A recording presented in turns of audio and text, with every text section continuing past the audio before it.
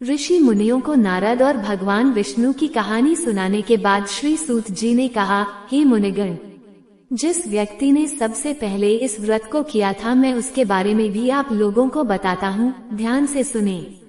एक समय की बात है, सुंदर काशीपुरी नामक नगरी में एक बेहद गरीब ब्राह्मण रहता था। भूखे प्यासे वह ब्राह्मण भोजन की इच्छा लिए धरती पर भ्रमण कर रहा था। ये देख एक दिन सत्यनारायण भगवान खुद बूढ़े ब्राह्मण के रूप में धरती पर आए और उन्होंने उस गरीब ब्राह्मण के पास जाकर पूछा, आप रोजाना इतना उदास मन लेकर इस धरती पर क्यों घूमते रहते हैं? ब्राह्मण ने जवाब में कहा, मैं एक गरीब ब्राह्मण हूँ और भिक्षा की तलाश में धरती पर भ्रमण करने को मजबूर हूँ। अगर आपके पास ऐसा कोई उपाय है जिसका पालन कर मैं अपनी गरीबी दूर कर सकूं, तो मुझे बताइए। इस पर बूढ़े ब्राह्मण ने कहा, तुम भगवान सत्यनारायण की आराधना करो। वो सभी के मन की मुराद को पूरी करते हैं। उनकी पूजा करने वाला हर शख्स दुख और कष्ट से दूर हो जाता है। इतना कहकर बूढ़े ब्राह्मण का रूप लिए सत्यनारायण भगवान अदृश्य हो गए। उनकी बातें सुनकर निर्धन ब्राह्मण इस व्रत को करने का उपाय सोचने लगा। रात भर गरीब ब्राह्मण ने इसी के बारे में सोचा और पूरी रात जागने के बाद सत्यनारायण भगवान की पूजा करने के लिए भिक्षा मांगने निकल पड़ा। अन्य दिनों के मुकाबले उस दिन उस ब्राह्मण को काफी ज्यादा भिक्षा मिली।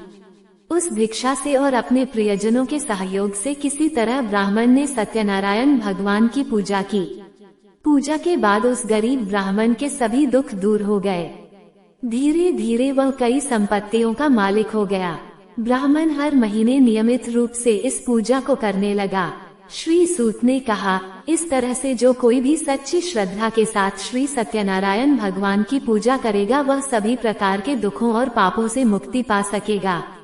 इस पर ऋषिगण बोले, हे सर्वज्ञाता सूत जी, उस ब्राह्मण की बातों को सुनकर और किस किस ने श्री सत्यनारायण भगवान की पूजा की, आप इस बारे में भी हमें बताएं। फिर सूत जी ने आगे कहा, इस व्रत को जिन लोगों ने भी किया, मैं उन सभी के बारे में आप लोगों को बताता हूँ, ध्यान से सुने। एक बार वह गरीब ब्राह्मण धन और संपत्ति की प्राप्ति के बाद अपने परिजनों के साथ इस व्रत को करने की तैयारी कर रहा था। तभी एक बूढ़ा व्यक्ति लकड़ी बेचते हुए वहाँ आया।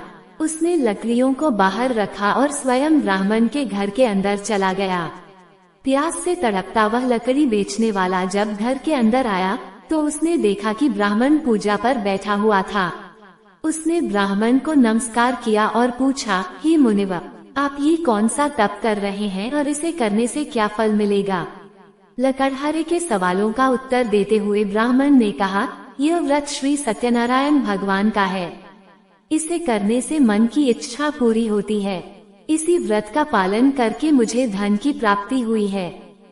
ब्राह्मण से इस व्रत के बारे में सुनकर लकड़हारा बेहद खुश हुआ। उसने चरणामृत व प्रसाद ग्रहण किया और तुरंत अपने घर चला गया। घर पहुंचकर उसने निश्चय किया कि किसी भी हाल में वह भी श्री सत्यनारायण भगवान की पूजा करेगा। इसके लिए वह लकड़ी बेचने उस नगर जा पहुंचा जहां अधिक संख्या में अमीर लोग रहते थे। वहां उसे पहले के मुकाबले अधिक धन मिला। इसके बाद उस लकड़हारे ने कमाए हुए धन से गेहूं का आटा, केला, घी, शक्कर, दूध सहित सत्यनारायण व्रत में लगने वाली सभी सामग्रियों को खरीदा। फिर उसने अपने परिजनों को भी आमंत्रित किया और पूरी विधि के साथ श्री सत्यनारायण भगवान का व्रत किया। इस पूजा को करने के बाद उस लकड़हारे को भी धन और संपत्ति की प्राप्ति हुई और आखिर में उसे वैकुंठ धाम की प्राप्ति हुई। इस प्रकार सत्यनारायण कथा का दूसरा अध्याय खत्म हुआ।